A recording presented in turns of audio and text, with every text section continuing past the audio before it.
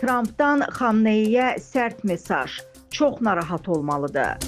Report xəbər verir ki, bu barədə Amerika Birləşmiş Ştatları prezidenti Donald Trump NBC News telekanalına verdiyi eksklüziv müsahibəsində bildirib. O, İrandakı nüvə obyektlərinə endirilən zərbələrin nəticələrini şərh edib. Trumpın fikrincə, Tehran nüvə proqramını bərpa etməyə çalışır. Hazırda İranda tam dağıntıdır, biz onların nüvə potensialını məhv elədik, lakin mən yaxın şərqdə sülh istəyirəm. Əgər biz onların nüvə obyektlərinə hücum eləməsəydik, ərəb ölkələri İrandan qorxmağa davam eləyərdi, deyə Amerika lideri bildirir.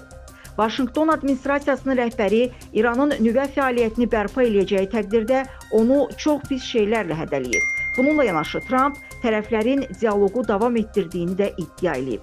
Onlar bizimlə danışıqlar aparırlar, deyə Trump vurğulayıb.